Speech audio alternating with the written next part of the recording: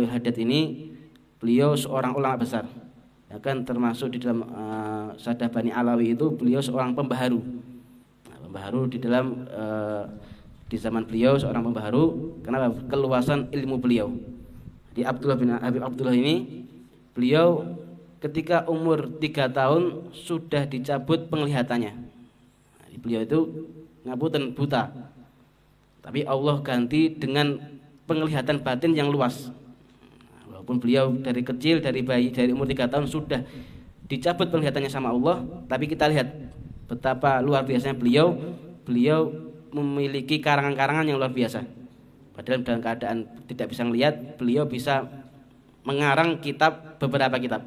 Ada puluhan kitab yang beliau karang, termasuk kitab Ratibul Haddad ini karangan daripada beliau Al-Habib Abdullah bin Alawi Al-Haddad. Di Habib Abdullah bin Alawi Al-Haddad ini ketika umur 3 tahun dicabut penglihatannya, tapi beliau bisa hafal Quran, beliau hafal Sahih Bukhari. Jadi beliau Sahih Bukhari ngelontok beliau. Bayangkan betapa luar biasa. Jadi kita kadang malu, kita masih lengkap, penglihatan kita lengkap, kita masih bisa ngelihat, gak buta, tapi kadang kita ini nyepelekan urusan di dalam agama kita. Tapi beliau enggak, dari umur kecil sudah diajarkan oleh ayah beliau, diajarkan ibu beliau gimana menjadi seorang yang luar biasa. Jadi beliau waktu kecil itu menjadi seorang yang abid. Bahkan beliau itu enggak pernah, ketika beliau taklim di masjid, beliau itu kurang lebih sholat sunnahnya 100 rakaat. Kita tarawih mawon kadang malas-malasan nggih. Tahajud nggih kadang nek mungkin nek mboten teng pondok nggih, tahajudnya kadang lali. Bablas turu. Beliau dari kecil diajarkan ayah ibu beliau, ketika sholat sunnah, ketika mau berangkat taklim ke masjid, beliau sholat sunnahnya 100 rakaat. Bahkan kalau beliau lagi semangatnya 200 rakaat, dan itu dilakukan setiap harinya. Itu padahal beliau masih berusia, masih kanak-kanak. Dan beliau Al-Habib Abdullah bin Al-Haddad ini di dalam menjalankan sunnah-sunnah Rasulullah, hampir semua sunnahnya Rasulullah sudah pernah dijalankan.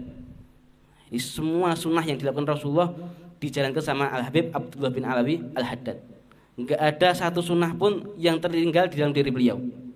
Maka beliau itu sebelum menjelang wafat, beliau ingat, kira-kira ada yang ganjil ini apa? Ternyata beliau ingat selama hidupnya beliau belum pernah memanjangkan rambutnya.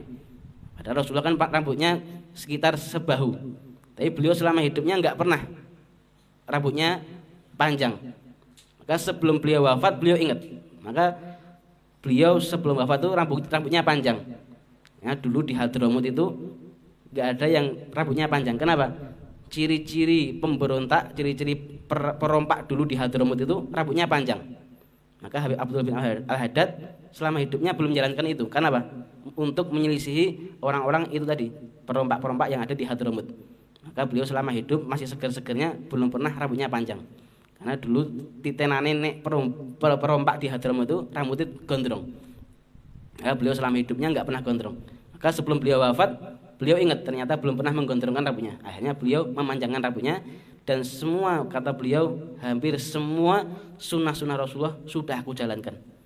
Dan beliau menjelang wafat, beliau itu pengen sekali wafat dalam keadaan menuntut ilmu. Maka beliau itu sampai-sampai ketika sebelum wafat manggil santri-santrinya. Manggil santri-santrinya untuk apa? Untuk dibacakan kitab.